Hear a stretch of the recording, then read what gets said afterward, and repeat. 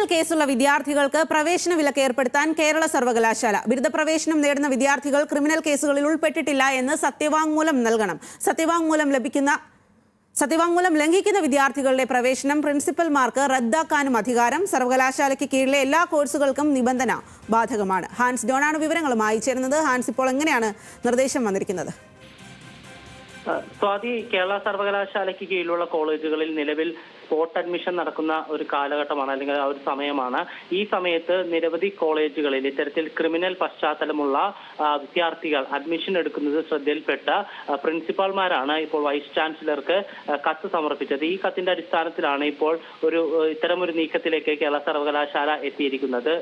നിലവിൽ അഡ്മിഷൻ നേടിയിരിക്കുന്ന വിദ്യാർത്ഥികളും അതിനോടൊപ്പം തന്നെ ഇനി അഡ്മിഷൻ നേടാനിരിക്കുന്ന വിദ്യാർത്ഥികളും അതാത് കോളേജുകൾക്ക് ഒരു സത്യവാങ്മൂലം നൽകണം. ഈ സത്യവാങ്മൂലത്തിൽ പ്രധാനമായും നേരത്തെ ഏതെങ്കിലും കോളേജിൽ നിന്ന് ഡീബാർ ചെയ്യപ്പെട്ടിട്ടുണ്ടോ, കൂടാതെ ക്രിമിനൽ കേസുകളിൽ ഉൾപ്പെട്ടിട്ടുണ്ടോ, സ്ത്രീകൾക്കെതിരെയുള്ള ആക്രമണ കേസുകൾ ഉൾപ്പെട്ടിട്ടുണ്ടോ, ഏതെങ്കിലും തരത്തിൽ പരീക്ഷ തിരിമറി നടത്തി ശിക്ഷിക്കപ്പെട്ടവരാണോ എന്നുള്ള കാര്യം വ്യക്തമാക്കണം.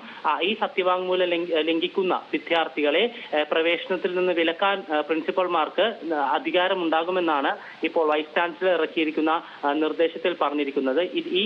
ഈ പ്രവേശന വിലക്കിൽ ഏതെങ്കിലും തരത്തിൽ വിദ്യാർത്ഥികൾക്ക് പരാതി ഉണ്ടെങ്കിൽ അതാത് കോളേജുകളുടെ കൗൺസിലിനെ ബന്ധപ്പെടാം. കൗൺസിലും ഈ വിദ്യാർത്ഥിയുടെ പ്രവേശന വിലക്ക് തുടരാനാണ് നിർദ്ദേശം നൽകുന്നതെങ്കിൽ പിന്നീട് പരാതിയുമായി സർവകലാശാലയെ ബന്ധപ്പെടാം എന്നാണ് ഇപ്പോൾ നൽകിയിരിക്കുന്ന നിർദ്ദേശത്തിലുള്ളത്. അധികം വൈകാതെ ഇതൊരു ഉത്തരവായി അതാത് കോളേജ് പ്രിൻസിപ്പാൾമാർക്കും HODമാർക്കും നൽകും എന്നുകൂടിയാണ് ഇപ്പോൾ സർവകലാശാല വ്യക്തമാക്കിയിട്ടുള്ളത്. കഴിഞ്ഞ ദിവസം ചേർന്ന വൈസ് ചാൻസലറുടെ അധ്യക്ഷതയിൽ ചേർന്ന സിൻഡിക്കേറ്റ് ഉപസമിതിയാണ് ഇത്തരമൊരു നിർദ്ദേശം സ്വീകരിച്ചിരിക്കുന്നത്. സ്വാതി.